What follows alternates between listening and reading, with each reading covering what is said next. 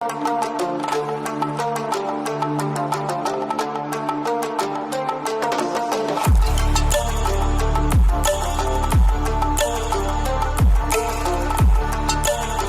dear aspirants, good evening. Welcome to U-Turn the Learning App. ఈ సెషన్లో మనం atomic mass పరమాణు ద్రవ్యరాశి అనే కాన్సెప్ట్ గురించి డిస్కస్ చేద్దాం. అయితే మనకు మొత్తం మీదుగా నవీన ఆవర్తన పట్టికలో 118 మూలకాలు ఉన్నాయి. మరి ఈ 118 మూలకాల్లో ఎన్ని మూలకాలకు సంబంధించిన అటామిక్ మాసెస్ మనకు అవసరం పడతాయి? దాదాపుగా మనకి కాంపిటేటివ్ ఎగ్జామినేషన్ దృష్ట్యా కొన్ని మూలకాలు ఎస్పెషల్లీ 1 to 30 వరకు ఉన్న మూలకాలలో కొన్ని స్పెషల్ మూలకాల యొక్క అటామిక్ మాసెస్ మనం నేర్చుకుంటే సరిపోతుంది. మొత్తం మీదుగా 118 మూలకాల యొక్క అటామిక్ మాస్లు మనం బైహార్ట్ చేయాల్సిన అవసరం అనేది లేదు. ఎందుకోసం అంటే మనకు కాంపౌండ్కు సంబంధించిన అటామిక్ మాసెస్ క్యాలిక్యులేషన్స్ అడగొచ్చు. సో దాన్ని అవసరాన్ని దృష్ట్యా నెక్స్ట్ టాపిక్స్ కొన్ని స్పెషల్గా ఇవి వస్తేనే ఆ కాన్సెప్ట్స్ మనకు అర్థమవుతాయి. దాని దృష్ట్యానే మనం ఇక్కడ కావాల్సిన ఇంపార్టెంట్ మూలకాల యొక్క అటామిక్ మాసెస్ చూద్దాం. జనరల్గా మరి పరమాణు ద్రవ్యరాశి అటామిక్ మాస్ అంటున్నాం. మరి పరమాణు ద్రవ్యరాశి ఏ విధంగా తీసుకుంటాం? జనరల్గా మనందరికీ తెలిసిందే బేసిక్ అంశాలు.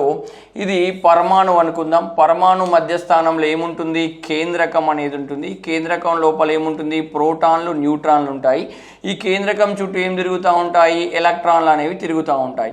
ఈ ప్రోటాన్లు, న్యూట్రాన్లను కలిపి ఈ రెండింటి సంఖ్యను కలిపి ఈ పరమాణు యొక్క ద్రవ్యరాశిగా మనం కన్సిడరేషన్ అనేది చేస్తాం. సో మొత్తం మీదుగా ఏదైనా పరమాణు ద్రవ్యరాశి కావాలంటే ఆ పరమాణువులోని ప్రోటాన్ల సంఖ్య ప్లస్ న్యూట్రాన్ల సంఖ్యగా మనం తీసుకోవాలి. ప్రోటాన్ల సంఖ్య ప్లస్ న్యూట్రాన్ల సంఖ్యగా మనం తీసుకుంటే సరిపోతుందండి. ఈ రెండింటిని క్యాలిక్యులేట్ చేస్తే సరిపోతుంది. ఎస్, మరి ఈ అటామిక్ మాస్ని మనం ఏ విధంగా సూచిస్తాం? అటామిక్ మాస్ని ఏ విధంగా సూచిస్తాం? మనం ఇక్కడ ఏ దానితో సూచిస్తాం, సింబల్ను సూచిస్తాం. ఇక్కడ ప్రోటాన్ల సంఖ్య ప్లస్ న్యూట్రాన్ల సంఖ్యగా మనం కన్సిడరేషన్ అనేది చేస్తాం. A that is equal to P plus N మనం గుర్తుపెట్టుకుంటే సరిపోతుంది. లేదా ప్రోటాన్ల సంఖ్య ప్లస్ న్యూట్రాన్ల సంఖ్యగా కన్సిడరేషన్ చేయొచ్చు. జెడ్ అని ఎప్పుడైనా మీకు వస్తే ఇది పరమాణు సంఖ్యను సూచిస్తుంది. పరమాణు సంఖ్యను సూచిస్తుంది. అటామిక్ నెంబర్ని మనకు జెడ్ అనేది రిప్రజెంట్ చేస్తుంది. అటామిక్ మాస్ కావున దీన్ని మనం ఏ అనే అక్షరంతో సూచిస్తాం. A that is equal to P plus ఎన్గానే కన్సిడరేషన్ అనేది చేయాలి. అంటే దాని మాస్ ఫర్ ఎగ్జాంపుల్ 20 ఇచ్చింది అనుకుందాం. ఎక్స్ అనే ఎలిమెంట్ యొక్క మాస్ 20 ఇస్తే దీని అర్థమైంది ప్రోటాన్ల సంఖ్య ప్లస్ న్యూట్రాన్ల సంఖ్య కలిసి మనకి మాస్ వచ్చినట్లుగా చెప్పొచ్చు. సో దీనిపైన మనకు మ్యాథమెటికల్ క్యాలిక్యులేషన్స్ కూడా అడగడానికి అవకాశం అనేది ఉంటుంది. అదేవిధంగా ఈ పరమాణు సంఖ్యను మరియు ద్రవ్యరాశి సంఖ్యను ఏ విధంగా సూచిస్తారంటే ఫర్ ఎగ్జాంపుల్ ఇది ఎన్ఏ సోడియం అనుకుందాం. సోడియం యొక్క పరమాణు సంఖ్య 11 ఇక్కడ కింది భాగంలో రాస్తాం. మరి సోడియం యొక్క ద్రవ్యరాశి ఎంత? 23. ఈ పై భాగంలో రాసేది ద్రవ్యరాశి, కింది భాగంలో రాసేది పరమాణు సంఖ్య.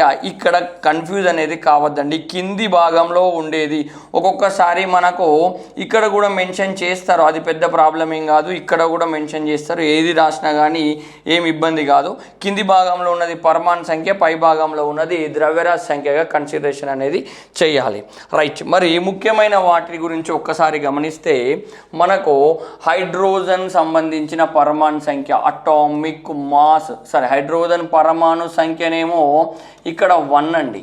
ఎస్, హైడ్రోజన్ యొక్క అటామిక్ మాస్ ద్రవ్యరాశి, హైడ్రోజన్ యొక్క ద్రవ్యరాశి తీసుకుంటే దీనిది 1గానే ఉంటుంది. రైట్. మనకు అవసరమైన వాటి గురించి మాత్రమే నేను ఇక్కడ చెప్తానండి. 1. అదేవిధంగా సెకండ్ ఎలిమెంట్తో మనకు పని లేదు. థర్డ్ ఎలిమెంట్ తీసుకుందాం. థర్డ్ ఎలిమెంట్ ఏంది? లిథియము. లిథియం యొక్క అటామిక్ మాస్ 7 అండి. అదేవిధంగా ఫోర్త్ బెరీలియం తీసుకుందాం. బెరీలియం యొక్క మాస్ ఎంత? 9 అండి. ఫిఫ్త్ ఎలిమెంట్ అటామిక్ నెంబర్ పరమాణు సంఖ్య 5 గల మూలకం బోరాను. బోరాన్ యొక్క మాస్ వచ్చేసేసి 11 అండి. అదేవిధంగా పరమాణు సంఖ్య 6 గల మూలకం ఏందండి? కార్బన్ అండి. ఎస్, ఇక్కడ కార్బన్ తీసుకుంటే దాని పరమాణు సంఖ్య 12గా మనం ఇక్కడ తీసుకుంటున్నాం. అదేవిధంగా ఇక్కడ పరమాణు సంఖ్య 7 నైట్రోజన్. నైట్రోజన్ ఎంత తీసుకుంటున్నాం? 14గా మనం ఇక్కడ తీసుకోవడం అనేది జరుగుతుంది. అదేవిధంగా 8 ఆక్సిజన్. ఆక్సిజన్ యొక్క పరమాణు సంఖ్య 8. అదేవిధంగా ద్రవ్యరాశి సంఖ్య వచ్చేసేసి 16గా మనం ఇక్కడ తీసుకుంటున్నాం. అదేవిధంగా పరమాణు సంఖ్య 9 మూలకమైంది ఫ్లోరిన్. ఫ్లోరిన్ యొక్క ద్రవ్యరాశి ఎంత 19 అండి. మనకు 10వ మూలకం అవసరం లేదు. 11వ మూలకం సోడియము, పరమాణు సంఖ్య 11 గల మూలకం సోడియం యొక్క ద్రవ్యరాశి ఎంత 23గా మనం తీసుకుంటాం. అదేవిధంగా 12 పరమాణు సంఖ్య గల మూలకం ఏది? మెగ్నీషియం యొక్క ద్రవ్యరాశి ఎంత 24గా మనం ఇక్కడ తీసుకుంటున్నాం. అదేవిధంగా పరమాణు సంఖ్య 13, అటామిక్ నెంబర్ 13 అల్యూమినియం యొక్క ద్రవ్యరాశి 27 అండి. 14 పరమాణు సంఖ్య సిలికాన్ యొక్క ద్రవ్యరాశి 28 అండి. అదేవిధంగా 15 పరమాణు సంఖ్య పాస్పరస్ యొక్క ద్రవ్యరాశి 31 అండి. 16 సల్ఫర్ యొక్క ద్రవ్యరాశి 32గా మనం ఇక్కడ కన్సిడరేషన్ అనేది చేస్తాం. అదేవిధంగా 17 మూలకము క్లోరిన్ అనే మూలకం, క్లోరిన్ యొక్క ద్రవ్యరాశి సంఖ్య 35.5గా మనం ఇక్కడ చెప్పొచ్చు. అదేవిధంగా ఆర్గాన్తో మనకు పని లేదు. 19 పరమాణు సంఖ్య గల మూలకం పొటాషియం ఎంత మనకు 39 అండి. 39 అండి. అదేవిధంగా 20 పరమాణు సంఖ్య గల మూలకం కాల్షియం యొక్క ద్రవ్యరాశి 40 అండి. మనకు స్కాండియము, టైటానియము, వెనిడియము, క్రోమియము, మాంగనీస్ వాటితోటి మనకు పెద్దగా పని లేదు. అదేవిధంగా పరమాణు సంఖ్య 26 గల మూలకం వచ్చేసేసి ఐరన్ అండి, ఇనుము అండి. దీన్ని మనం ఫెర్రం అంటాం. ఫెర్రం ఎంత 56గా మనం తీసుకోవచ్చు. అదేవిధంగా 28 పరమాణు సంఖ్య నికెల్ దాంతో మనకు పని లేదు. కాపర్ 29 తీసుకుందాం. 29 పరమాణు సంఖ్య కాపర్ది ఎంత వస్తుందంటే 53.5గా తీసుకోవాలండి. అదేవిధంగా 30 పరమాణు సంఖ్య గల మూలకం జింక్ అండి, 65.3గా మనం ఇక్కడ తీసుకోవడానికి అవకాశం అనేది అయితే ఉంది. ఇక్కడ కాపర్ కూడా 63 అండి, 63.5, ఇదేమో 65.3గా తీసుకోవచ్చు. ఐరన్ మాత్రం 56 అండి. ఈ మూడు కూడా క్లియర్గా గుర్తుపెట్టుకోవాలి. వీటి నుంచి మనకు నెక్స్ట్ టాపిక్లలో కంపల్సరీ ఈ వాల్యూస్ తెలిస్తేనే మనకు ఆ కాన్సెప్ట్స్ అనేవి అర్థం కావడానికి అవకాశం అనేది ఉంది. మరి ఈ కాన్సెప్ట్ని బేస్ చేసుకున్నాము కూడా మన క్వశ్చన్స్ అడగడానికి అవకాశం అనేది ఉంది. ఎట్లాంటి క్వశ్చన్స్ అడగడానికి ఛాన్స్ ఉంది దాన్ని చూద్దాం. ఫర్ ఎగ్జాంపుల్ నీకు ఈ విధంగా ఇస్తాడు, కార్బన్ C6 పైన 12 ఇస్తుండు. దీనిలోని ప్రోటాన్ల సంఖ్య ఎంత, ఎలక్ట్రాన్ల సంఖ్య ఎంత, న్యూట్రాన్ల సంఖ్య ఎంత అని క్వశ్చన్ వచ్చింది అనుకో. అప్పుడు ఎట్లా? ఇక్కడ ఉన్నది ఏందండి? పరమాణు సంఖ్య. మీరు ఒకటి గుర్తుపెట్టుకోవాలి, పరమాణు సంఖ్య దట్ ఈజ్ ఈక్వల్ టు ఒక మూలకం యొక్క పరమాణు సంఖ్య దట్ ఈజ్ ఈక్వల్ దానిలోని ప్రోటాన్ల సంఖ్యకు సమానం లేదా దానిలోని ఎలక్ట్రాన్ల సంఖ్యకు సమానం. అయితే ఎలక్ట్రాన్ల సంఖ్య ఎప్పుడు తీసుకోవచ్చు? ఆ మూలకం తటస్థంగా ఉన్నప్పుడు, అంటే దానిపైన ఎట్లాంటి ఛార్జ్ లేనప్పుడు. తటస్థంగా ఉన్నప్పుడు అంటే దానిపైన ఎట్లాంటి ఛార్జ్ లేనప్పుడే ఎలక్ట్రాన్ల సంఖ్యకు సమానం అవుతుంది. దానిపైన ఏదైనా ఛార్జ్ ఉంటే మళ్ళీ ఆ వాల్యూస్ అనేవి చేంజ్ చేయాల్సిన అవసరం అనేది ఉంటుంది. సో ఆ సిచ్యువేషన్ కూడా మనం ఇక్కడ చూద్దాం. మనకి ఇక్కడ కార్బన్ C6 పైన 12 ఇచ్చినప్పుడు దానిలోని ప్రోటాన్ల సంఖ్య ఎంత అన్నాడు. కింద ఉన్నది ఏం చెప్పినా పరమాణు సంఖ్య కార్బన్ది 6 అయితే దానిలో ఉన్న ప్రోటాన్ల సంఖ్య కూడా 6ఏనండి. అదేవిధంగా పరమాణు సంఖ్యకి ఎలక్ట్రాన్ల సంఖ్య సేమ్ ఉంటుంది. అది తటస్థంగా ఉన్నప్పుడు అనే వర్డ్ని నేను మెన్షన్ చేసిన. అంటే దీని మీద ఎట్లాంటి ఛార్జ్ అనేది లేదు. కావున ఇక్కడ ఉన్న ఎలక్ట్రాన్లు కూడా సేమ్ 6 ఎలక్ట్రాన్లు అవుతాయండి. దీని మీద ప్లస్ఓ మైనసో ఉన్నప్పుడే ఎలక్ట్రాన్ల సంఖ్యలో మార్పు జరుగుతుంది. అప్పటి వరకు పరమాణు సంఖ్య ఎంత ఉంటే ఎలక్ట్రాన్ల సంఖ్య కూడా అంతే అవుతుంది.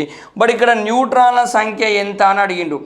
ఎలక్ట్రాన్ల సంఖ్య మనకు వచ్చింది, న్యూట్రాన్ల సంఖ్య ఎంత అనేది మనకి ఇక్కడ క్వశ్చన్. దానికంటే ముందు నేనేం చెప్పిన, A that is equal to P+N అని చెప్పిన. ఏ ఎంత ఉందండి? ద్రవ్యరాశి ఇక్కడ ఇచ్చింది 12 ఉందండి. ప్రోటాన్ల సంఖ్య ఎంత వచ్చిందండి? 6 వచ్చిందండి. 6 ప్లస్ న్యూట్రాన్లు మనకు తెలియదు. సో ఇక్కడ ప్లస్ ఉన్నది ఇటు పంపించేస్తే ఏమవుతుంది? మైనస్ అవుతుంది. 12లకి 6 తీసేస్తే 6 న్యూట్రాన్లు అనేవి మనకి ఇక్కడ రావడం జరిగింది. ఈ విధంగా మనకి ఎలక్ట్రాన్లు, ప్రోటాన్లు, న్యూట్రాన్ల సంఖ్యను కనుగొనడానికి అవకాశం అనేది ఉంది. అదేవిధంగా మరొక ఎగ్జాంపుల్ ఎగ్జాంపుల్ని గమనిద్దాం. ఫర్ ఎగ్జాంపుల్ సోడియం మనకి ఈ విధంగా ఇచ్చిండండి. ఇప్పుడు దీనిలోని ఎలక్ట్రాన్లు, ప్రోటాన్లు మరియు న్యూట్రాన్ల సంఖ్య ఎంత అన్నాడు. ఎస్, పరమాణు సంఖ్య ఎంత అండి? పరమాణు సంఖ్య 11 అండి.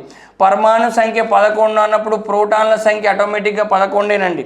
ఎస్, అదేవిధంగా ఎలక్ట్రాన్ల సంఖ్య ఎంత? దీని మీద ఏం ఛార్జ్ లేదు. ఛార్జ్ లేనప్పుడు పరమాణు సంఖ్య ఎంత ఉంటే ఎలక్ట్రాన్ల సంఖ్య కూడా అంతే ఉంటుంది.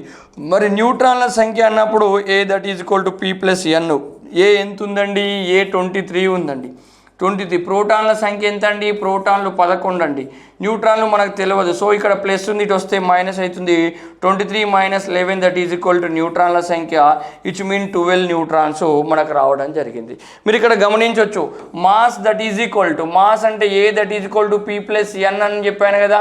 ప్రోటాన్ల సంఖ్య ఎంత ఉంది మనకి? ఇక్కడ ప్రోటాన్ల సంఖ్య 11 ఉందండి.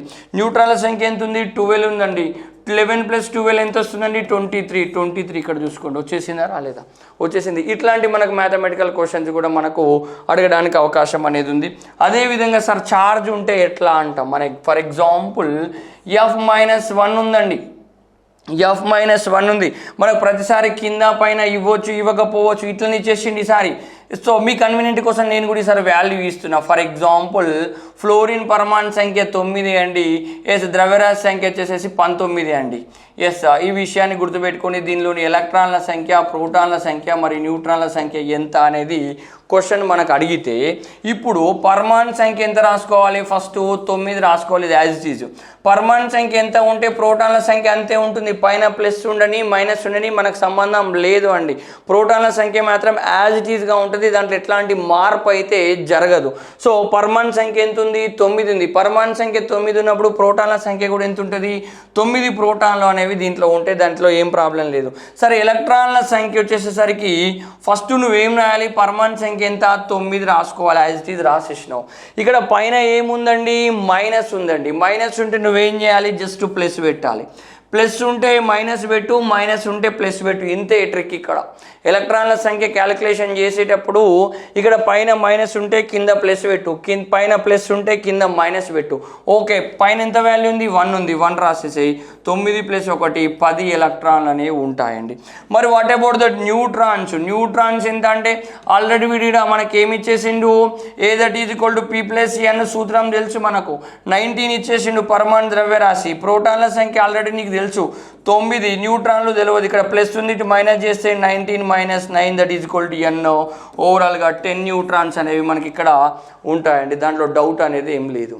ఇట్లా కూడా మనకి ఇవ్వడానికి ఆస్కారం అనేది ఉంటుంది.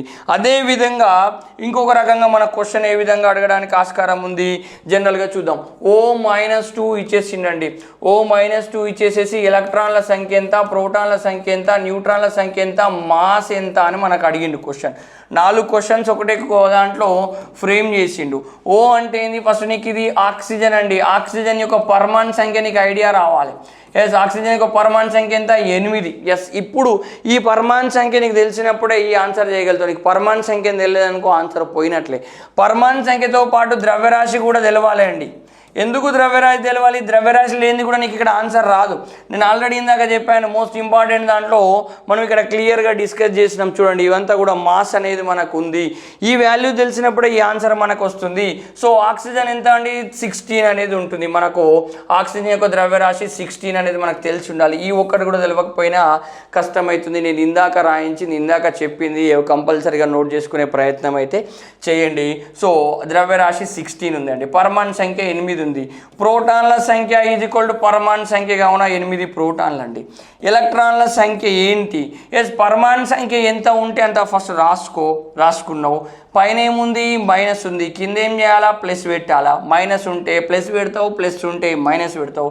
పైన ఎంత ఉంది? 2 రాస్తే మనకి ఏం ఏర్పడుతుంది? 10 అనేది వస్తుందండి. 10 వచ్చేసింది. ప్రోటాన్లు, ఎలక్ట్రాన్లు 2 వచ్చేసినాయి. న్యూట్రాన్లు కావాలి. ఇది question. A that is equal to P+N. A that is equal to P plus N అండి. ఏ ఎంత అండి మనకు ఆల్రెడీ ద్రవ్యరాశికి తెలిసి ఉండాలి, ఇది తెలియకపోతే ఆన్సర్ రాదు, కంపల్సరీ నీకు నోటికే ఉండాలి. సో ఇది 16 అండి. ప్రోటాన్ల సంఖ్య ఆల్రెడీ నీకు తెలిసిపోయింది 8, న్యూట్రాన్లు తెలియదు. ఇక్కడ ఏం చేసేస్తాం మనం, N that is equal to 16 minus 8 that is equal to 8 అనేది మనకు వచ్చేస్తుంది. ఇట్లాగా మన క్వశ్చన్స్ ఫ్రేమ్ చేయడానికి ఛాన్స్ ఉంది.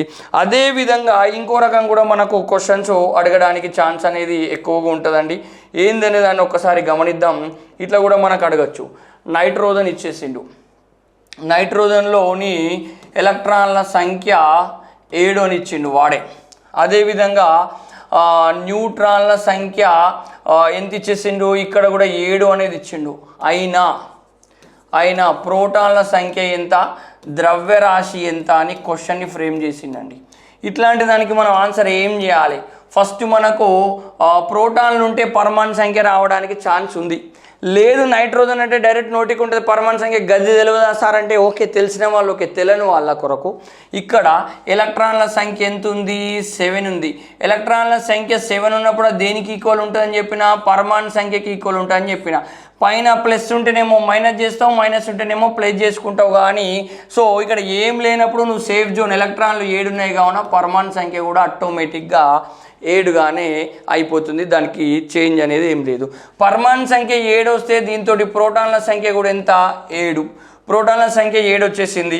నీకు ఆల్రెడీ ద్రవ్యరాశి is equal to P plus N అండి. ప్రోటాన్ల సంఖ్య నీకు ఆల్రెడీ తెలిసిపోయింది 7. న్యూట్రాన్ల సంఖ్యను క్వశ్చన్లోనే ఇచ్చిండు. 7 + 7 ఎంత అవుతుందండి, ద్రవ్యరాశి 14 అవుతుందండి. సో మొత్తం మీద ఇది రాసుకుంటే మనకి ఎట్లా రాసుకోవచ్చు, నైట్రోజన్ 7, ఇక్కడ 14, ఇది పరమాణు సంఖ్య 7, ఎలక్ట్రాన్లు 7, ప్రోటాన్లు 7, అదేవిధంగా న్యూట్రాన్లు కూడా 7 ఉన్నాయి. 7 + 7 మనకు 14 వచ్చేసింది.